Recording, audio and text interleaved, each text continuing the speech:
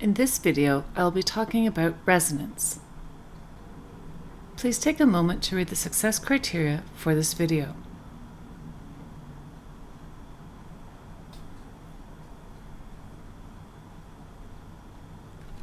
Okay, so first of all, we need to talk about the idea of a natural frequency. You've probably seen these couple of examples. First of all, we have this one here, where you get your finger slightly wet and you rub it around the top of the wine glass and it starts to make a sound. And depending on the level of water we have inside is going to depend on the actual frequency that's created. The amount of water affects the frequency at which the side of the wine glass vibrates, and that changes the frequency of the note or the pitch of the note. Over here, you may have seen if I hit the tuning fork, then all of a sudden this one will get louder than if I just had the regular tuning fork by itself. The box down here is designed so that it will create a standing wave inside that will be at the same frequency as the tuning fork. So I hit the tuning fork and then this box will actually start to make the same frequency. And that's what we talk about in terms of resonance. Another neat thing about a natural frequency is that something likes to vibrate at that frequency. So if I bring a second tuning fork that's equal in frequency to this tuning fork nearby, it will also start to vibrate. I don't even have to touch it. So let's think about this idea of resonance in a little bit more detail. So I've got here a set of pendulums hanging from a wire. And what will happen is if I start and I vibrate this one here and I set this pendulum in motion, then it will end up causing the same vibration in this wire here, which will then pass on energy to the other pendulums as well. Now if I first start with swinging D, nothing really fancy happens. The other ones will start to wiggle just a little bit, but that's all. But here's what gets kind of interesting. If I start to swing A and I set it in motion, then what happens after a little bit of time is that C is also going to start swinging with the same kind of amplitude, much larger than either B or D. Now, if you remember from doing topic 9.1 with pendulums and simple harmonic motion, it's the length of the pendulum that actually will dictate the frequency at which it wants to swing. So because A and C have the same length, they'll have the same natural frequency. So what happens is if I have A swinging and forcing everything else to vibrate at that frequency, if I have another pendulum with the same natural frequency, it's going to have a greater amplitude. And that's our definition of resonance. The amplitude of a vibrating system increases to a maximum as the external periodic force matches its natural frequency. So in this case, A swinging is going to be my external periodic force. That's going to cause C to not just vibrate, but vibrate at a maximum amplitude. Here's a recent example of this. Well, not recent as in it was year 2000, but a more recent example than others you might hear. When we had this bridge on opening day, thousands of people wanted to walk across this bridge. And because it's a suspension bridge, there is a natural sway to it. Now, when they tested out this bridge, they tested it with lots and lots of people walking different speeds across it. And the bridge was secure. What happened on opening day, though, was when we had so many thousands of people started to walk across it, the frequency of their footsteps started to get very close to the natural frequency of the Millennium Bridge. There's a really great video done by Science Shack, an old BBC video, that talks about how this actually occurred. And it goes on to talk about how once they started walking and the bridge started swaying, naturally in order to keep your balance, you end up stepping in the same step as the swaying, which means people started walking at the same frequency as each other, and it was at the natural frequency of the bridge.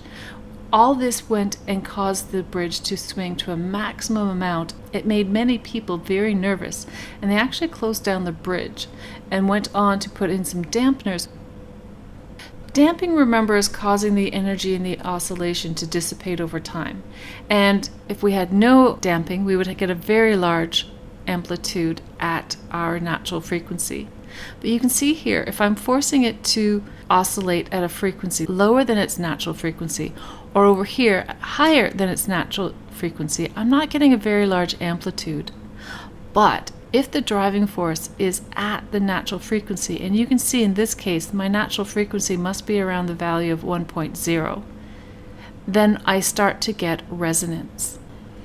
One other thing I want you to notice is that where this peak's occurring. If you take a look, the actual natural frequency, as I get more and more damping, occurs slightly to the left, or in other words, it's decreasing.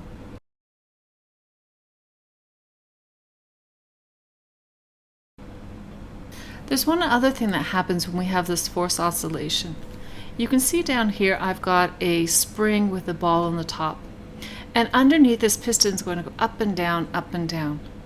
Now, the ball is going to also then go up and down, up and down. But these are not in phase. You can see here I've got that this first one is at resonance. And so here's my peak, and here's my peak. They're actually 1/4 of the wave out of phase. So one whole wave would be 2 pi, half would be pi, and so this is going to be pi by 2 out of phase. You can see my hand moving up and down. It's causing the force oscillation. And since I'm working at resonance, the spring underneath is going to be pi by 2 out of phase. So you can see in my example here, the red dots are going to be my hand moving my slinky up and down. It is going to be the force oscillation. My blue dots here correspond to the bottom of my slinky and over time how it moved up and down. I've added the green lines to show you where the peak of my hand was, and the purple lines will be at the peak of where the slinky is. Now I've shown you here with the picture here in the ball and spring system. Here's having the driving frequency on the bottom compared to the phase difference of the actual oscillation. If it's less than the natural frequency, F0, I end up being in phase, or a phase difference of 0. If I have it right at the natural frequency, then I'm going to have a phase difference of pi by 2. And if I have a frequency greater than my natural frequency, I will end up being out of phase by pi.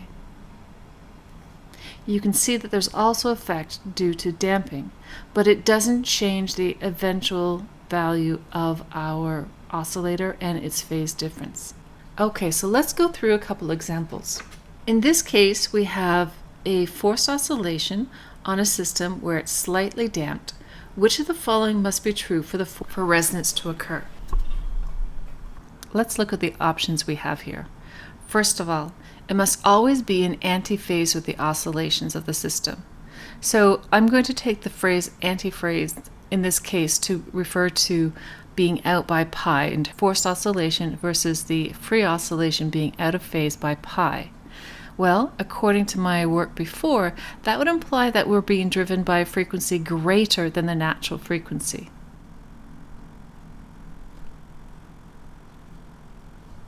And that's not what we're looking for. That's not going to give us resonance. The direction must always be in the direction of motion of the oscillation of the system. This is not true.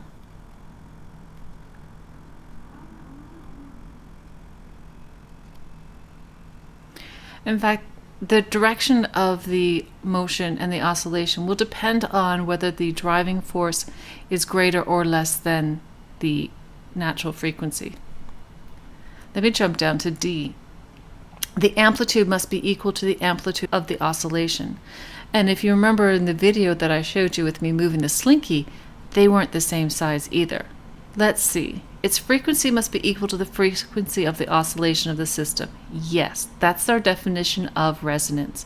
We're going to force an object to vibrate at its natural frequency, and we will get a greater than normal amplitude. Number 2. The periodic driving force acts on a system which undergoes force oscillations of amplitude A. So you can see here my natural frequency, I get the maximum amplitude, so this is undergoing resonance. Now, which describes a change in F and the change in A as I increase my damping? Well, as I increase the damping, I'm going to have a decrease in my amplitude. And it also shifts my frequency. And if you remember the graph that I showed earlier, it shifted to the left, which means there was a decrease in frequency. And that means my answer is B. Okay, so here we go with example 3. One thing to point out is that this is part of topic B, which means that there will not be a multiple choice question on any of our options. It occurs in paper 3 that has no multiple choice. So we've got a graph here, the displacement of a child on a swing against time. Person standing at one extreme is going to push the child so that the amplitude of the swing gradually increases to a maximum. So anytime you push a kid, what you're doing is you're going to be pushing it at the natural frequency of the child in the swing so that you end up having to push less. Not being lazy, just using good physics. So sketch a graph showing how the force would be provided in each cycle. Okay, so let's think about it here. First of all, if I'm standing on this side of the child, on the positive side, which direction will I be pushing the child? I'm going to push them in the negative direction. Okay, so do I push them when they're in the middle? Do I push them, this is on the middle going away from me? Do I push them when they're on the opposite side of me and coming back? No, I'm going to actually be pushing them here and here. Now the other thing to think about is, do I push them for a long time or do I push them for a short time? So if that's where I'm going to be pushing, let's think about my force. I'm standing on the positive side, so I would actually having to put my force in the negative direction. So I'm trying to line up here with the peaks. There's my first force I would have to do, and a second force. And I've got just straight lines here. You could do like a little rectangle, but again, we want to have this over a very short period of time. Now, one last thing is, obviously if I was standing over here, I would not push at the same time. I would push here and here. And in this case, I would push in the positive direction. The actual magnitude of my lines doesn't matter as long as they're equal, and they are lined up with my little x's. In this case, I would need a positive force. Next, explain what's meant by the term force oscillation.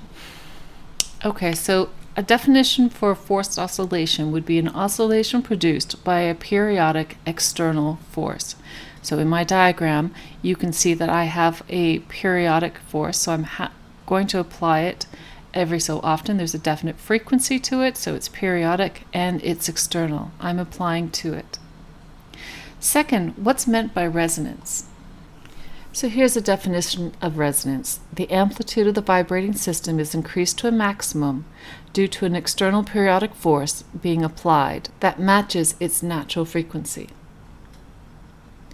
And finally, how can a child cause the swing to resonate without being pushed? So right now we've been saying that the reason why the child is showing us resonance is because it's swinging at its natural frequency. And in order to do that, we keep talking about this periodic external force. Well, let's think about what happens when a child actually swings by themselves. You know, when we talk about pumping the swing. So what do? They pull back on the swing and they stick their legs out straight. So when that happens, what we're actually doing is the child is changing where the location of the center of mass is. That also then is going to change the moment of inertia of the rotating body. If you don't know about rotational mechanics, not a big deal. But you do need to realize that it causes a torque. It's kind of like a force, but in rotational motion. And as soon as that happens, they are now applying it to the system. So it is external because it's coming from them, but now it's being applied to them swinging through. And as soon as that happens, if you think about it, kids have to learn how to do it. And what are they doing? They're learning to be able to apply that force, apply that torque at a certain spot in their swing. And by doing that, they keep applying the force periodically, and they cause the swing to resonate. So please, read one more time the success criteria that I hope you can meet after watching today's video.